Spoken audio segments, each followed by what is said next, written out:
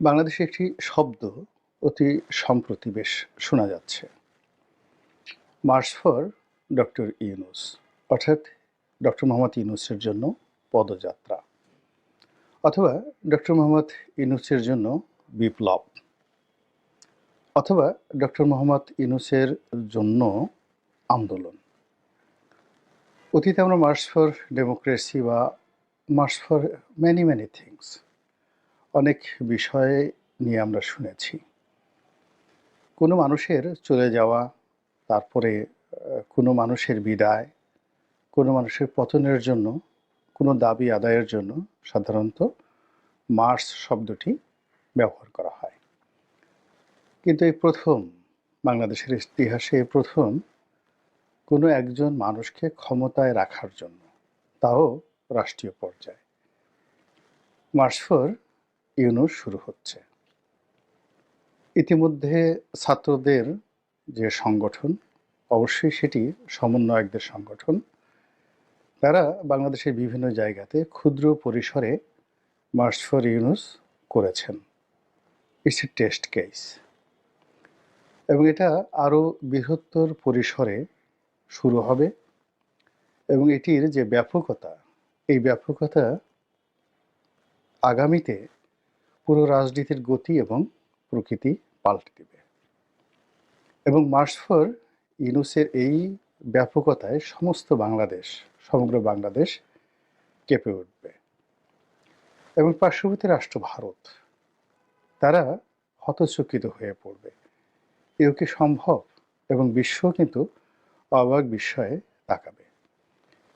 এটির ফলে আমাদের রাজনীতির গুণগত কোনো পরিবর্তন হবে কিনা, দেশের কোনো কল্যাণ হবে কিনা, এটি এই মুহূর্তে বলা যাচ্ছে না। কিন্তু ইতিমধ্যেই যেটি হয়ে গেছে, রাজনীতিতে যে বিভাজন অনিবার্য হয়ে পড়েছে, যে সংঘাত অনিবার্য হয়ে পড়েছে, সেক্ষেত্রে ডক্টর মোহাম্মদ ইউনূস তিনি তার নিজের পক্ষকে ভারী করার জন্যে, তার পক্ষের লোকজনকে রাস্তায় নামানোর জন্যে ইতিমধ্যে যে কয়টি টেস্ট কেস তিনি উপস্থাপন করেছেন, শতভাগ তিনি সফল হয়েছেন। আর তার উল্টো দিকে তার বিরুদ্ধে রাস্তায় নামার জন্য বিভিন্ন মানুষ পরিকল্পনা করছেন, বিভিন্ন প্রতিষ্ঠান হুমকি দিচ্ছেন, বিভিন্ন অর্গানাইজেশন, সংগঠন, তারা অত্যন্ত দৃঢ় প্রত্যয় এবং দৃঢ় বিশ্বাসে তারা বলিয়ান যে তারা যদি রাস্তায় নামে, সেক্ষেত্রে ডক্টর মোহাম্মদ ইউনূসের পক্ষে সরকার পরিচালনা করা কঠিন হয়ে যাবে। অনেকে দম্ভ করে বলার চেষ্টা করছেন আমরা শেখ হাসিনার মতো স্বৈর শাসককে হটিয়েছি, কাজেই আমাদের সঙ্গে লড়তে এসো না, আমাদের সঙ্গে যদি লড়তে এসো 1 ঘন্টাও টিকতে পারবে না। কিন্তু এক্ষেত্রে ডক্টর মোহাম্মদ ইউনূসের যে ইতিবাচক দিকগুলো, আর শেখ হাসিনা থেকে শুরু করে অন্যান্য যারা রয়েছেন, তাদের নেতিবাচক দিকগুলো একত্র করলে, পাশাপাশি করলে খুব সহজেই বুঝতে পারবেন যে আগামীতে March for doctor Mohammad Yunus এটি কতটা প্রলয়ঙ্করী হতে যাচ্ছে ইউনূস বিরোধীদের জন্য। আপনারা ইতিমধ্যে দেখেছেন যে রাজনীতির চাণক্য নীতি শুরু হয়ে গেছে। এখানে সরকারের সঙ্গে সরাসরি সংঘর্ষে না গিয়েও যেটি বোঝা যাচ্ছে যে বিএনপি স্পষ্টতই ডক্টর মোহাম্মদ ইউনূসের বিপক্ষে, এবং বিএনপি যে কোনো সময় ডক্টর মোহাম্মদ ইউনূসের বিরুদ্ধে রাজপথে নামতে পারেন।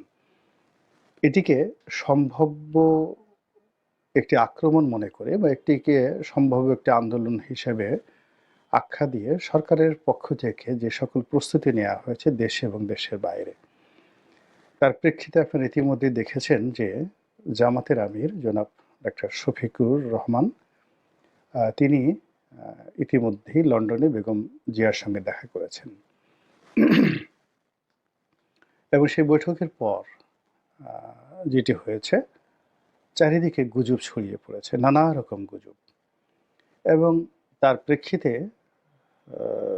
জনাব শফিক অত্যন্ত সাদামাটা, নির্লিপ্ত এবং একটা ভালো মানুষই যাকে বলা হয় ধরনের বিবৃতি তিনি দান করেছেন।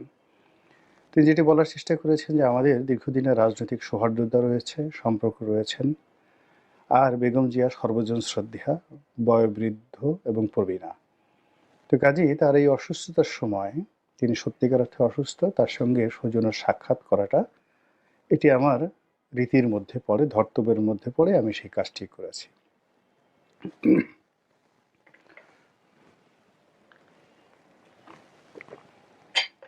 অন্যদিকে যেটা হলো, তিনি বাংলাদেশে আসার পরে যে সকল পত্রপত্রিকায় খবর এলো সেগুলোকে তিনি কোনো রকম পাত্তা দিলেন না।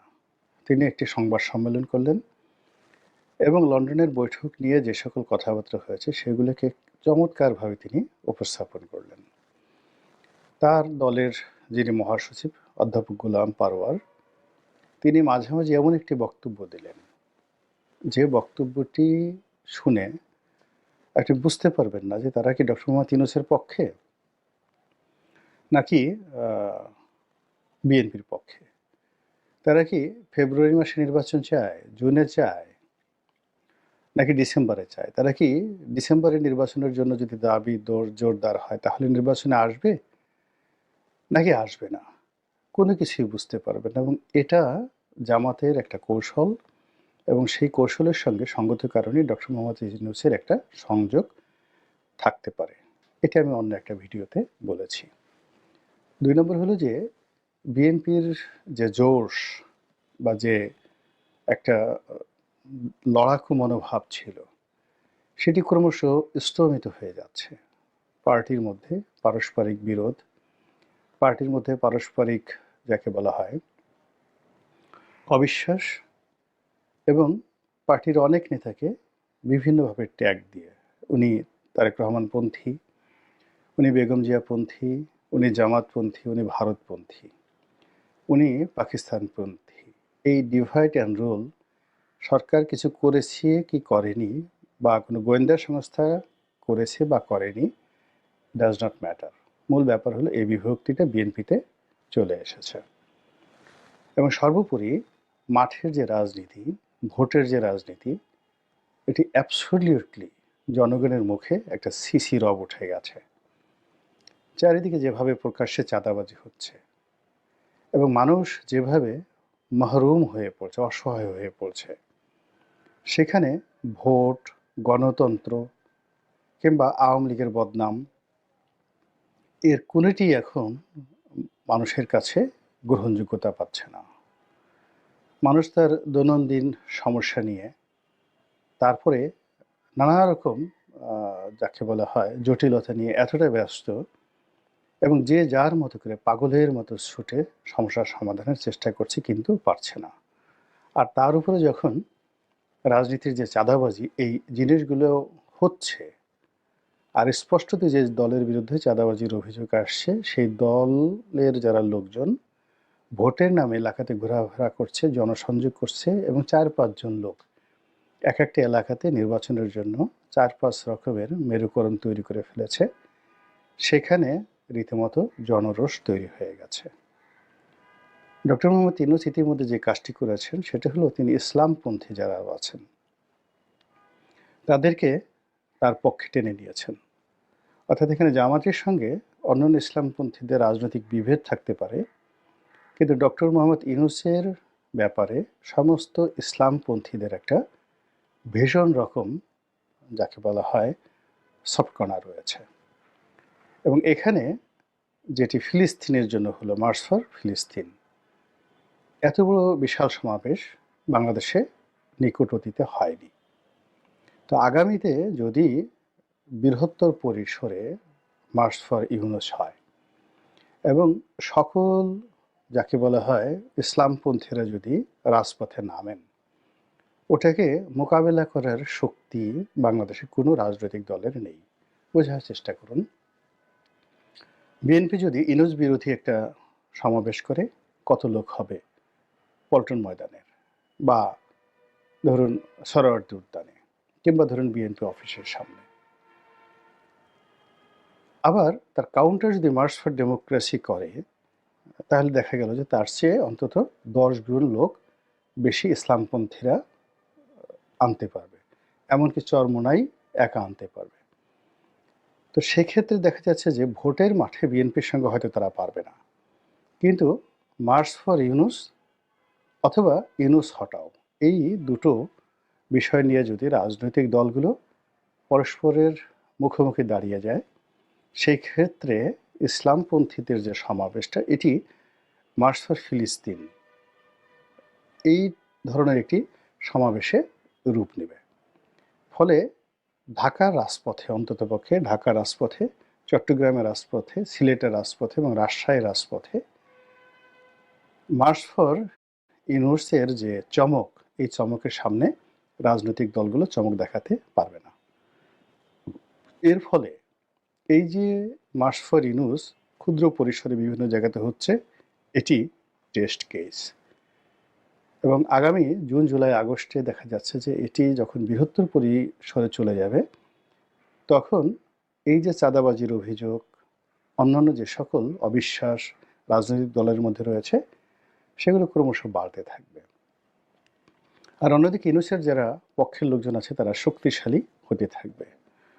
আর এর মধ্যে দেশীয় এবং আন্তর্জাতিক যদি কোনো ঘটনা ঘটে, দুর্ঘটনা ঘটে, যা কিছুই ঘটুক না কেন, সেইগুলো আসলে ইউনূসের পক্ষেই চলে যাবে। ডক্টর মোহাম্মদ ইউনূসের শুধু একটাই সমস্যা, আইন শৃঙ্খলা রক্ষার এই সমস্যাটি রয়েছে বাংলাদেশে। এটি যদি তিনি মোটামুটি সামাল দিতে পারেন, তাহলে আগামীতে যে নির্বাচন করা, নির্বাচনের সময় দেওয়া, এটা একান্তই তার দয়া মায়ের উপর নির্ভর করবে। এটাই হলো রূঢ় বাস্তবতা। বিভিন্ন মানুষ নানা রকম ট্যাগ দেওয়ার চেষ্টা করছেন। কেউ বলার চেষ্টা করছেন যে ভারতের সঙ্গে ডক্টর মোহাম্মদ ইউনূসের একটা সমঝোতা হয়ে গেছে। অনেকে বলার চেষ্টা করছেন যে আমেরিকার একটা বিরাট টিম বাংলাদেশে আছেন, তারা তাদের মিশন সাকসেস না করে ডক্টর মোহাম্মদ ইউনূসকে যেতে দেবেন না, এবং তারা তাদের সেই মিশন ইতিমধ্যে শুরু করে দিয়েছেন।